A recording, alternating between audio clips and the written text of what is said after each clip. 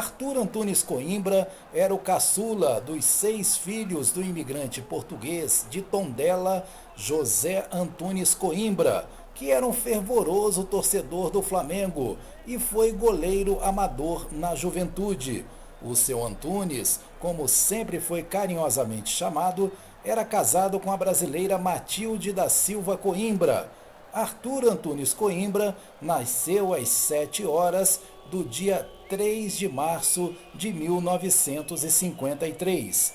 Pequeno e franzino, não foi difícil Arthur virar Arthurzinho e depois Arthurzico, até que uma prima chamada Ermelinda reduziu carinhosamente o nome para Zico. Zico jogava num pequeno time de futebol de salão formado por amigos e familiares, o Juventude de Quintino, do bairro de Quintino Bocaiúva, zona norte do Rio de Janeiro. Além de jogar no Juventude, ele passou a atuar no River Futebol Clube, tradicional clube da Piedade. No River, seu futebol, quando ainda era menino, chamou muito a atenção. Mas seu primeiro clube de futebol de campo foi o Flamengo, para onde se transferiu aos 14 anos de idade em 1967, quando o radialista Celso Garcia o levou para a escolinha de futebol do Flamengo. Zico só estreou no time principal em 1971, em uma partida contra o Vasco. O Flamengo venceu por 2-1 e o então estreante deu o passe para Fio Maravilha marcar o gol da vitória. Zico só foi se firmar como titular do Flamengo em 1974, depois de passar por uma intensa preparação física desde 1967 para ter um fortalecimento muscular. E devido ao seu franzino corpo de início de carreira e de seu bairro de origem, Quintino Bocaiúva, ganhou o carinhoso apelido de Galinho de Quintino. Ainda atuando pelo time juvenil, participou de 2 partidas pela equipe principal do Flamengo no Campeonato Carioca de 1972, o bastante para conquistar o seu primeiro título como profissional. Em 1974, quando também recebeu a camisa número 10, começava a demonstrar um futebol empolgante com dribles, lançamentos e arrancadas fulminantes em direção ao gol, e também a habilidade que lhe caracterizaria, a de cobrar milimetricamente as faltas que batia. Neste ano, conquistou o seu segundo título carioca pelo Flamengo, o primeiro como titular e camisa 10, liderando uma equipe jovem em decisões. A partir de 1978, o Flamengo ingressaria em um período áureo sob o comando em campo de Zico. Com um futebol quase perfeito, Zico conquistou um tricampeonato carioca, o terceiro do clube, no mesmo ano em que o time conquistaria o prestigiado torneio Ramon de Carranza, na Espanha, com destaque para a vitória por 2-1, em que ele marcou um dos gols sobre o Barcelona. Em 1979, ele também marcou seu gol de número 245 na partida contra o Goitacás, superando ainda aos 26 anos Dida como o maior artilheiro da história do Flamengo. No ano seguinte, viria finalmente o inédito título no Campeonato Brasileiro. Com o título nacional, o Flamengo se credenciou pela primeira vez para disputar a Taça Libertadores da América. O título veio numa decisão difícil contra o Cobreloa do Chile no Estádio Centenário, em Montevidéu, no Uruguai, onde Zico fez os 2 gols da vitória de 2-0 do Flamengo.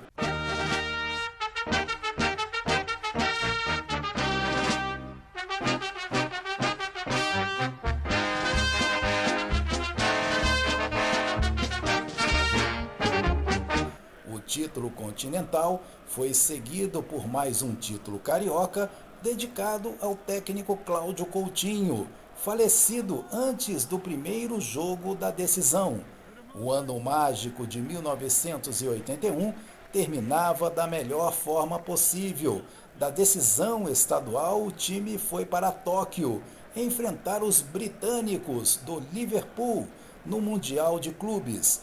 O resultado não poderia ser outro: Flamengo 3, Liverpool 0. A era de ouro do Flamengo prosseguiu no ano seguinte, com a conquista do Campeonato Brasileiro fora de casa contra o Grêmio, em vitória por 1-0, com nova assistência de Zico a Nunes. O Galinho já havia sido herói no primeiro jogo da decisão, marcando um gol de trivela no canto esquerdo do goleiro Emerson Leão, empatando uma partida em casa que já estava acabando. No primeiro semestre de 1983, o Flamengo ficou sendo o maior vencedor do Brasileirão, conquistando seu terceiro título. As finais foram contra o Santos. Os paulistas haviam vencido o jogo de ida por 2-1. Na volta, jogando machucado, Zico marcou antes do primeiro minuto, em partida terminada com vitória rubro-negra por 3-0. Zico ergueu a taça consciente de que seria, até então, a sua última partida pelo Flamengo. Embora ainda não divulgada a transferência, o Galinho já sabia que sua venda para a equipe italiana da Udinese seria inevitável. A transferência, já acertada um mês antes da decisão, e foi mantida em sigilo para que eventuais protestos da torcida não atrapalhassem a caminhada do Flamengo rumo ao tricampeonato brasileiro. E agora como é que eu fico nas tardes de domingo, sem Zico no Maracanã? Após 2 temporadas na Itália, Zico voltou ao Flamengo no segundo semestre de 1985. As crianças fazem a festa no campo do Estádio Mário Filho. Bandeiras do Flamengo, do Brasil. E Zico vai até junto da galera. Zico, a torcida está inflamada no Maracanã. O primeiro jogo na volta para o Brasil, no dia 12 de julho de 1985, foi um amistoso contra um combinado de craques internacionais como Paulo Roberto Falcão, Karl-Heinz Rummenigge, Toninho Cerezo e Maradona. O Flamengo venceu os amigos de Zico por 3-1 e Zico marcou um gol de falta. O primeiro jogo oficial da volta do Galinho de Quintino, em 14 de julho, foi uma vitória rubro-negra por 3-0 sobre o Bahia, com gols de Zico, Tita e Chiquinho. Os festejos, entretanto, deram lugar à agonia, poucos dias depois, após sofrer falta desleal de Márcio Nunes em partida contra o Bangu, pelo campeonato estadual.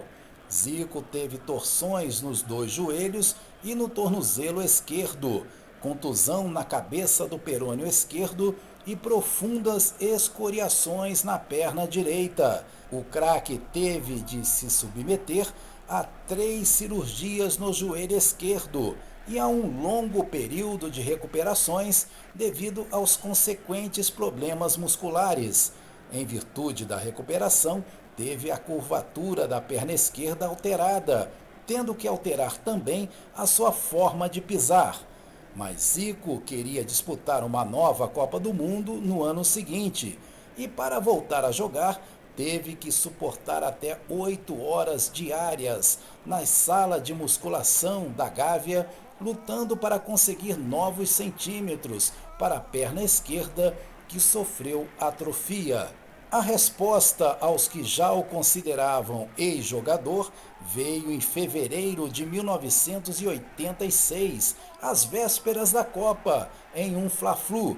Os festejos rubro-negros antes da partida eram destinados à estreia de Sócrates como jogador do Flamengo. Após o jogo, as comemorações se deram em função da atuação de gala de Zico, que marcou 3 gols, sendo 1 de falta na goleada do Flamengo por 4-1. O Flamengo conquistaria o título estadual naquele ano e no ano seguinte o tetracampeonato brasileiro. Zico parou de jogar no segundo semestre de 1989 e a sua última partida profissional no Flamengo terminou da melhor forma, uma goleada de 5-0 sobre o Fluminense em Juiz de Fora, num jogo em que o Galinho não poupou dribles, lançamentos e um inesquecível gol na sua especialidade, a falta. Retornou ao futebol para disputar e ajudar a se consolidar o futebol japonês. Ele atuou pelo Sumitomo Metals, atual Kashima Antlers, de 1991 a 1994, quando deixou definitivamente os campos. Sua passagem no Japão é hoje apontada como uma das maiores razões da popularização e profissionalização do futebol no país. Zico continuou a jogar futebol um ano após deixar os gramados, mas na areia. De volta ao Brasil, ele fundou o clube que leva o seu nome, o CFZ, Centro de Futebol Zico. Participou pela seleção brasileira nos 2 primeiros campeonatos mundiais do chamado Beach Soccer em 1995 e 96, sendo campeão em ambos, e no primeiro também o artilheiro e o melhor jogador. Zico é o maior ídolo da história do Flamengo. Personalizou a camisa 10 rubro-negra, fez 507 gols vestindo o manto sagrado e é até hoje reconhecido como o melhor jogador do Flamengo de todos os tempos. Valeu, Zico!